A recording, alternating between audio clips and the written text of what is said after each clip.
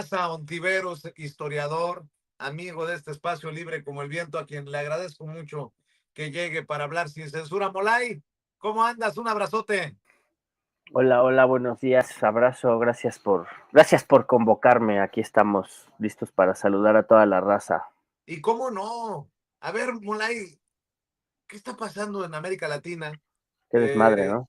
sí, y además con Boris y Lula reconociendo a Noboa casi de inmediato, cuando hacia Venezuela, y no estoy diciendo que tomo parte por alguien, pero hacia Venezuela le exigían a Nicolás Maduro que presentara las boletas que avalaran su victoria en el pasado proceso electoral.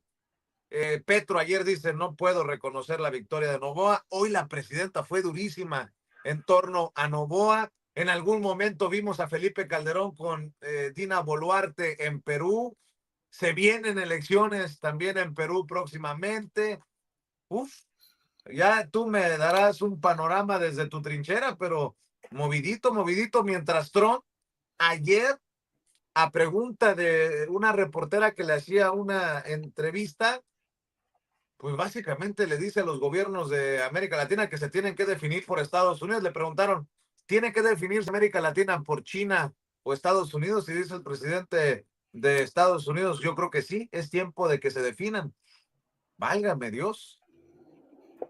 Pues sí, y es que yo lo que creo que es importante es analizar la calidad de la democracia en América Latina, ¿no? O sea, a nivel global hay una crisis de la democracia, ¿no? El hecho de que haya un genocidio en proceso y que el concierto internacional de las naciones, que eso que ubicamos como la comunidad internacional, eh, que Occidente, ¿no? Occidente que se presume civilizado, democrático, racional, eh, eh, no pueda frenar ese acto genocida en Gaza, ¿no? El hecho de que haya esta conducta belicista acelerada en Europa, ¿no? Esta carrera armamentista en Europa y que atiza la guerra de Ucrania en contra de Rusia, ¿no? El ascenso de las ultraderechas, no nada más como movimientos políticos, sino como expresiones del pensar, expresiones de lenguaje en las redes sociales, el crecimiento, la expansión de los discursos de odio en las juventudes, y por lo tanto un ascenso de la ultraderecha y ultraderechas de todo tipo, ¿no? Porque no hay una sola ultraderecha, sino que tienen diferentes características. Todo esto, el gobierno de Donald Trump, el gobierno de Orbán en Hungría, ¿no? Las ultraderechas en América Latina, son síntomas de una crisis de un proyecto democrático que ya no cabe, de que ya no sirve, que ya no le funciona a los dueños del dinero, a los dueños del poder, al 1% de la población mundial que se queda con el 80% de la riqueza producida. Ya no le funcionan estos sistemas democráticos, parlamentarios, liberales, este, porque ya no reditúan, porque ya no garantizan las ganancias, la maximización de las ganancias, porque a veces son instrumentos de resistencia popular en contra de las políticas de expropiación, de expoliación y de saqueo de los recursos naturales, ¿no? Entonces, en América Latina tenemos el reto de reflexionar sobre las democracias y repensar sobre la democracia para proponernos una democracia más profunda, una democracia más radical, una democracia con mayor protagonismo popular. Hay dos temas fundamentalísimos que ponen el dedo en la llaga, ¿no? Uno es México, ¿no? Con el tema de la elección del Poder Judicial, la elección popular del Poder Judicial pone sobre la mesa una democracia más radical, una democracia de mayor participación, pero por lo tanto una democracia de mayor responsabilidad. Hace ratito estábamos escuchando al compañero, ¿no? ¿Cómo es? Ángel Mario, ¿no? Que es el Sí, Ángel Mario. 46 de la lista Sí. morada, ¿no? Hay que hablar en esos términos, es un nuevo lenguaje democrático que hay que usar, ¿no? Me refiero al compañero Ángel Mario 46 de la lista morada, que es uno de los compañeros que se presenta con mayor responsabilidad y conocimiento para la elección de las personas juzgadoras. Y así hay que buscar a uno y a otro y analizar perfiles, historias de vida, carreras, ¿no? Trayectorias, ¿no? Si tiene antecedentes o no. No, quiere decir una democracia con mayor participación, una democracia más abierta, una democracia con mayor integración y con mayor capacidad de escucha de las mayorías populares, necesariamente es una democracia donde se debe tener mayor responsabilidad y donde debe haber corresponsabilidad entre gobiernos y ciudadanía, entre Estado y sociedad civil, ¿no? Aquí utilizo el concepto de sociedad civil como todo el conjunto de la población que no participa de las instancias de gobierno. No hablo de la sociedad civil como lo han mal usado los quienes se dicen dueños de la sociedad civil. No, aquí uso el concepto sociológico de sociedad civil, ¿no? Ahora, el otro tema que nos pone a pensar sobre la democracia en América Latina es el fraude electoral abierto y descarado que se está cometiendo en Ecuador. Y está bien tener reservas si uno forma parte de un gobierno o si uno es un periodista profesional o si uno es un científico social, está bien tener reservas antes de llamar fraude a eso si no tenemos las pruebas. Pero si uno es crítico y si uno analiza la realidad conforme se van presentando los elementos, pues es evidente que ahí hubo mano negra, es evidente, o que me responda cualquier demócrata del mundo, que me responda qué clase de democracia, qué clase de proceso electoral se puede llamar limpio, instalando un estado de excepción, un día antes del proceso, ¿no? Entonces, ¿qué vimos en Ecuador? Vimos un presidente que no renunció a su cargo, que la Constitución le ordenaba renunciar a su cargo y no renunció, fue candidato y presidente al mismo tiempo. En Estados Unidos así son siempre, ¿no? Cuando los presidentes se presentan a elecciones son candidatos y presidentes y nunca renuncian, pero en Ecuador la Constitución exigía que el presidente renunciara, que pidiera licencia, no renunciara, que pidiera licencia. Noboa nunca lo hizo. Está implicado en casos de corrupción muy graves. Uno de ellos es el tráfico de drogas en las cajas donde comercian, donde circulan las bananas que vende la empresa, porque es una empresa bananera. A ese sí le podemos llamar presidente bananero, pero es un oligarca. Está demostrado que las empresas de la familia Noboa circulaban cocaína junto con los plátanos. Y eso es una investigación abierta y está documentada y fue denunciado en los tribunales, está en medios de comunicación, lo señaló la candidata Luisa González y ahí quedó eso, ¿no? No ha tenido mayor trámite.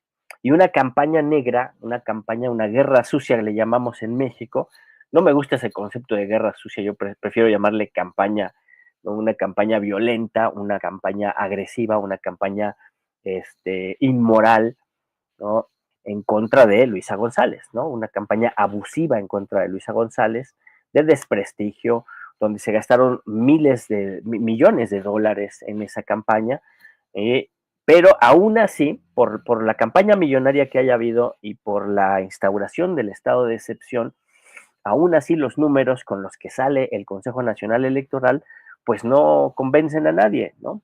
Es estadísticamente imposible que una fuerza política que va a la segunda vuelta, balotage le llaman allá en Sudamérica, ¿no? Que salga con los números iguales a los que tuvo en la primera vuelta, ¿no? Eso es virtualmente, estadísticamente imposible, porque se depuran las opciones políticas y mayor cantidad de ciudadanos participan en el proceso. A eso hay que agregar que se había logrado una alianza histórica que no se había logrado desde la primer campaña electoral de Rafael Correa, esa alianza de todas las fuerzas políticas de izquierda con el movimiento indígena, con Pachacuti, con la CONAIE, el Partido Socialista y otros sectores de la izquierda, unificados en un frente común, con una candidatura común. Entonces, que tuviera los resultados electorales que tuvo la candidatura de Luisa González con todo ese proceso unitario, pues es simplemente imposible.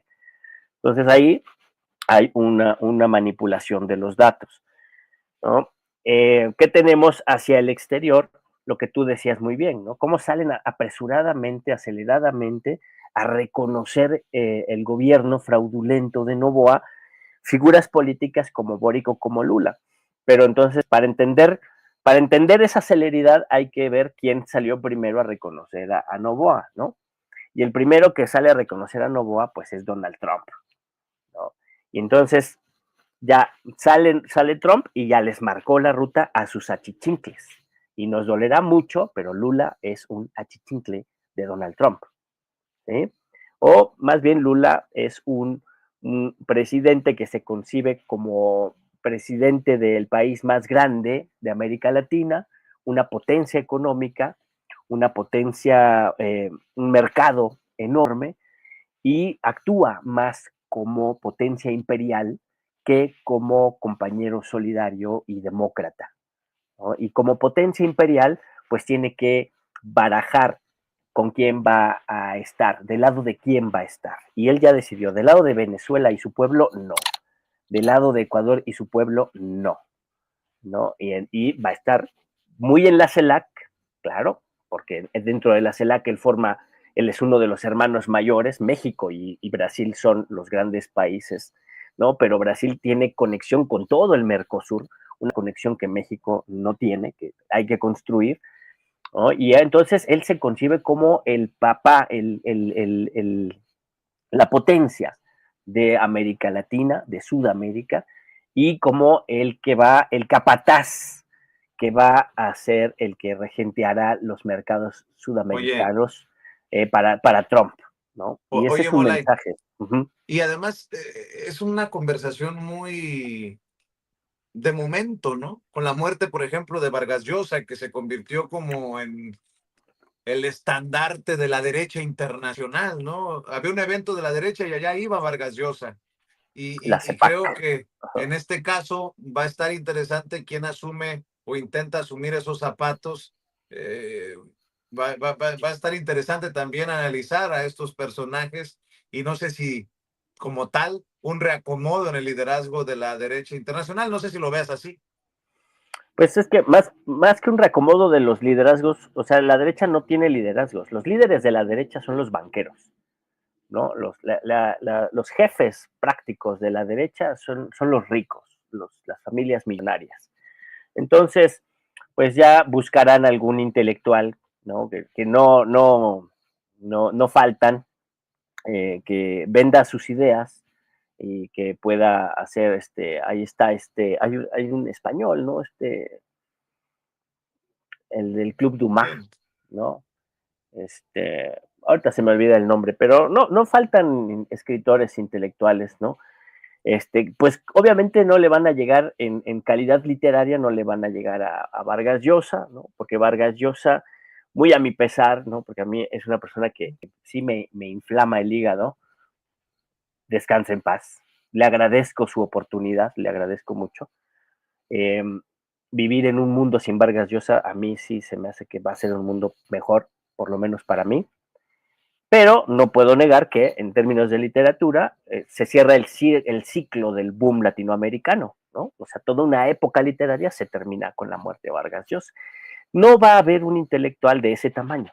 La derecha no va a encontrar un intelectual de ese tamaño, porque no hay un movimiento cultural, por lo menos en la literatura, de ese tamaño, ¿no? Entonces tendrán que crear sus figuras que traten de llenar ese hueco, pero es un hueco que no se va a llenar, ¿no? Y liderazgos artificiales, sintéticos, son los liderazgos políticos, lacayos, ¿no? Serviciales, como Santiago Abascal, o como Javier Milei, o como el mismo Novoa, o como pues estos personajes que son lamentables, impresentables, ¿no? Que por sí mismos son personajes que dan vergüenza, o sea, hay que escuchar, de veras, hay que escuchar un discurso de Novoa, un discurso de Javier Milei, un discurso de Santiago Abascal, además de todas las erratas que cometen, cuando lo están leyendo ni siquiera leen bien, cuando están hablando no dan información, o sea, no tienen un bagaje cultural que les permita articular un discurso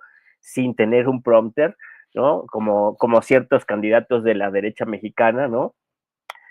Pero además no defienden un pueblo, no defienden una nación, no defienden no defienden intereses comunes, no defienden el territorio, no defienden la soberanía y no defienden la democracia, que es el tema fundamental, ¿no? Son lacayos al servicio de intereses económicos que son destructivos para el planeta y para la vida y para la clase trabajadora, para las mayorías populares. Y ahí está el problema. O sea, hay que observar cómo estamos convocados como ciudadanos latinoamericanos a luchar por democracias más profundas, democracias con mayor participación popular, y democracias que sean verdaderas democracias que se fundamenten en la defensa de los intereses de las mayorías, ¿no? Porque justamente está el secretario, ay, déjame acordarme, aquí está, ¿no? Scott Kenneth Bessent, ¿no? Que es secretario del Tesoro, ¿no? De Estados Unidos, que es un operador de los fondos buitre y que es, pues siempre ha trabajado para los grandes ricos, para los grandes vaqueros, para George Soros, ¿no? Por ejemplo, o para sabotear las monedas nacionales y los estados nacionales y su capacidad de gestionar necesidades ciudadanas, como en el caso británico o en el caso japonés, él participó en esquemas de sabotaje de la moneda, ¿no? De la libra esterlina o del yen japonés, ¿no? Y ahora forma parte del gobierno de Donald Trump. Y él ¿por qué lo traigo a colación? Porque él va a Argentina y le da sus palmaditas en la espalda a Javier Milei y lo felicita por querer hacer grande a Argentina otra vez, ¿no? Y hacer grande a Argentina otra vez, ¿a qué se refiere? Y en su discurso él habla justo de cómo Milei está descubriendo el hilo negro de que el problema es el Estado, dice este tipo, como si él no representara un Estado, ¿no?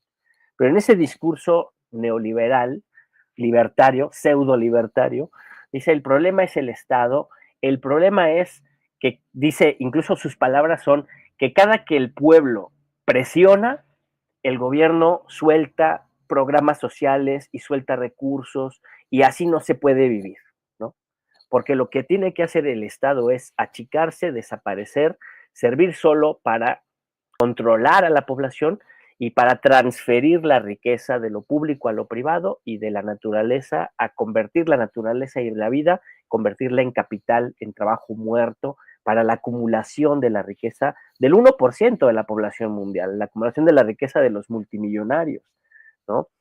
Entonces, la calidad de la democracia en América Latina quiere decir la mayor participación de los pueblos, el fortalecimiento del Estado, pero el fortalecimiento de un Estado democrático que equilibre el poder, que equilibre el poder de las mayorías sociales, el poder de lo público, el poder de los que no tienen dinero, el poder de los que nacimos desheredados, ¿no? La democracia sirve para equilibrar el poder de los desheredados con respecto del poder de los saqueadores, de los que han expropiado lo público y lo han privatizado y que utilizan el poder para transferir la riqueza socialmente producida hacia manos privadas y para saquear la naturaleza y convertirla en dinero, ¿no? Entonces, la democracia no es ir a las elecciones cada 6 años o cada 3 años y participar e ir a votar, o tener mi gallo o mi gallina, ¿no? O tener mi partido y formar parte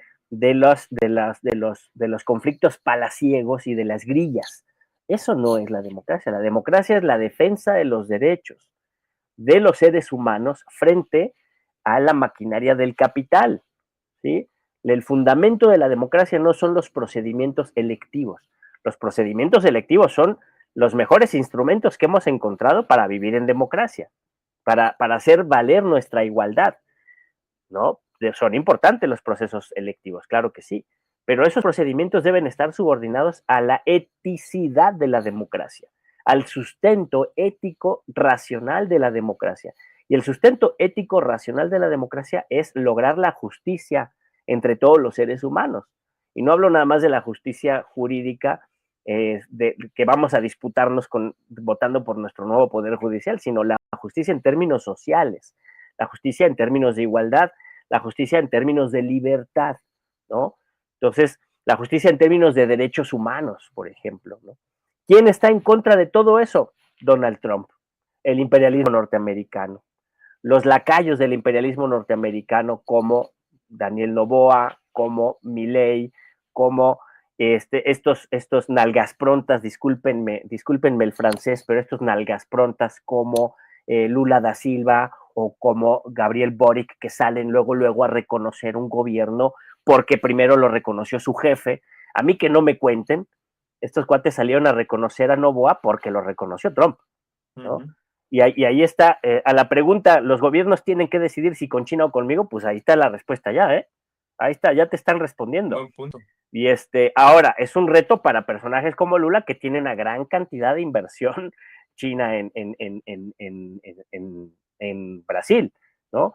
Y es un reto también para Milei, porque Milei ahorita depende toda su economía del dinero chino también, ¿no? Que ya sus ataques en contra de los comunistas empobrecedores esta semana ha bajado de nivel, porque pues los chinos también le han metido mucho dinero al gobierno de Javier Milei, ¿no? Por acuerdos que tenían con Fernández y que no rompieron, porque Milei fue a pedirles que por favor no los rompieran, ¿no? Entonces, bueno, democracia por justicia, yo recomiendo, para cerrar el punto, obviamente es un punto que se puede extender muchísimo, pero recomiendo una lectura a todas la gente que nos mira, de un mexicano filósofo que se llama José Porfirio Miranda, que escribió un librito que se llama Racionalidad y Democracia. Aquí está, miren, es moradito.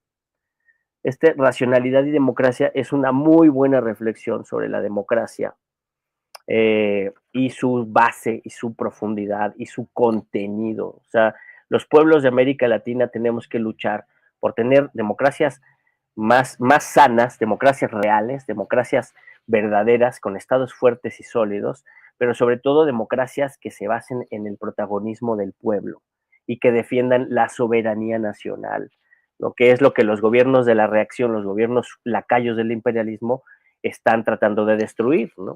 Democracia y soberanía nacional son dos grandes ejes que hay que defender. Este librito de racionalidad y democracia es un buen debate, ¿no? No creo que sea la verdad revelada ni lo último que se haya escrito sobre democracia, pero sí es fundamental que como ciudadanos que tenemos enfrente una gran responsabilidad, que es votar por nuestro poder judicial y además profundizar nuestros procesos democráticos en el legislativo y en el ejecutivo también, porque no es suficiente, mis queridísimos camaradas, no es suficiente con lo que hemos obtenido en este proceso de la cuarta transformación. Necesitamos ampliar más la participación de nuestro pueblo y profundizar la democracia en el legislativo y en el ejecutivo y luego irla profundizando en el judicial. Para eso necesitamos una ciudadanía más crítica, más participativa, más consciente y además conscientes de la necesidad de la integración latinoamericana. Por eso es importante defender a Ecuador de este fraude. El pueblo ecuatoriano tiene enfrente un reto gigantesco de defender su democracia, de echar abajo el fraude electoral. Obviamente hay un gran peso en la dirigencia de la Revolución Ciudadana. Esperemos que tomen las decisiones más inteligentes y más correctas para la lucha de largo aliento que van a emprender, pero nosotros no tenemos que dudar de qué lado vamos a estar, si del lado de la democracia, con Luisa González, con el pueblo ecuatoriano, o del lado del imperialismo, la reacción y el narcoestado que representa Novoa. Y lo mismo para el proceso electoral que viene en Chile y para el proceso electoral que viene en Perú y para el proceso electoral que viene en Bolivia, ¿no? Por ejemplo, en Chile, el pésimo gobierno de Boric, ¿no? La traición que el gobierno de Boric hizo del movimiento de octubre del 2019, que fue un gran movimiento de masas, un gran movimiento social, ¿no? En contra de Piñera, en contra de la dictadura, en contra de la constitución de la dictadura de Pinochet. Y todo ese gran movimiento llevó a Boric al gobierno. Y Boric lapidó el movimiento, traicionó la inercia, la potencia, la fuerza con la que venía caminando. Y eso ha abierto la posibilidad de que gane la ultraderecha del partido nacionalista libertario, Partido Nacional Libertario se llama, que es la ultraderecha en ascenso, que tiene altas posibilidades de ganar en noviembre. ¿Quién le abrió la puerta a esa ultraderecha? El mal gobierno de una falsa izquierda, de una izquierda, ahora sí que una izquierda buena ondita, la izquierda rosita, la izquierda que no representa a la clase y a las masas populares y representa banderas, consignas, ¿no? Que pueden caer bien aquí, bien allá, que trata de estar bien con todo el mundo, pero nada más sale su jefe a reconocer a un gobierno espurio y sale de nalgas prontas a reconocerlo también, ¿no? Y así con mil cosas más. Entonces, bueno, el pueblo allí en Chile tiene el gran reto de recordar los principios, recordar los orígenes que le dio fuerza al movimiento de octubre y empujar una candidatura de izquierda, transformadora, popular, democrática, ¿no? Que sí esté anclada a la izquierda, como decía el presidente Andrés Manuel López Obrador. Y pues eso sería a grandes rasgos un balance general, mi camarada. Fíjate, en Ecuador tenemos, en Perú tenemos 43 partidos registrados, ¿no? En, en, en, en una falsa idea de que la democracia es pluralidad per se, pues wow, qué superdemocracia, pero no, al contrario. ¿No? El hecho de que haya tantas fuerzas políticas no es que haya mucha, no es que haya una gran diversidad y una gran ¿cómo se llama? Una gran oferta ideológica, política, filosófica para el pueblo de Perú. No, es que está dispersada, ¿no? La dictadura de Dina Boluarte ha atomizado las fuerzas que le pudieran hacer contrapeso al fujimorismo y al narcotráfico y a la dictadura subordinada nuevamente al imperialismo norteamericano, ¿no? ¿Quiénes no pudieron inscribir a su partido? El equipo de Pedro Castillo, ¿no? Esos, los que eran del gabinete de Pedro Castillo, los que tienen opción de cohesionar una fuerza política capaz de empujar una candidatura victoriosa y transformadora, esos no pudieron obtener el registro como partido. Fíjense nada más, curiosa democracia, ¿no? Entonces hay una gran lucha que ganar para darle calidad a esa democracia que hoy es una dictadura en el Perú, ¿no? Y así en América Latina pudiéramos ir país por país haciendo el balance, qué tanto el pueblo está protagonizando los procesos de transformación y qué tanto los gobiernos están subordinados a intereses de los ricos e intereses extranjeros. Y poner ahí la línea por la cual tenemos que empujar nuestros procesos democráticos y no soltarlos nunca, mi queridísimo Querido, Vicente. querido Molay, para las reflexiones, para que te siga la gente que nos ve y nos escucha, siempre necesarias estas reflexiones. ¿Por qué no terminamos, por qué no cerramos invitando a la audiencia para que te sigan y para que te apoyen, Molay? Pues sí, miren, a mí me pueden, hay un documentito en el que participé, ¿no? Porque yo no soy tan de redes, pero me encuentran como Molay Masa en YouTube y me encuentran Molay Masa en Facebook me comunico más, en X, Molay Masa, ¿no? Y participé en un boletín de febrero del 2025, en una revista de la Claxo, y ahí publiqué un pequeño artículo que se los recomiendo para reflexionar ahora en Semana Santa, ¿no? Que se llama, es el Escatón, Mesianismo, Apocalipsis y Utopía en la Génesis judeocristiana profética de la experiencia socialista. Entonces ahí se los recomiendo, es un artículo pequeñito y búsquenlo ahí en internet, se busca, es el boletín 8 de febrero de 2025, Repensando lo religioso en América Latina, de Claxo, ¿no? Entonces, a mí me apoyan si ustedes bajan el documento, lo leen todo si quieren, ¿no? Y leen mi artículo y me dicen qué les pareció y abrimos esta gran discusión, porque además el tema de la Semana Santa es un tema que nos hace repensar sobre no solo la espiritualidad, sino pensar en la realidad concreta, la realidad política de nuestros pueblos. Me despido Venga. con una cita, mira, Vicente, una cita de Gálatas 3:28, que dice, ya no hay judío ni griego, no hay esclavo ni libre, no hay varón ni mujer, porque todos vosotros sois uno en Cristo Jesús. Ese es el sustento de la democracia, la igualdad de los seres humanos con fundamento en su dignidad infinita. Y para que esa igualdad se haga realidad, tiene que haber justicia y tiene que haber libertad. La democracia tiene que defender esos elementos. Y el garante de esa defensa es el pueblo movilizado, el pueblo organizado y el pueblo consciente. Y por eso Venga, necesitan instrumentos como Sin Censura, mi querido Vicente. Muchas gracias.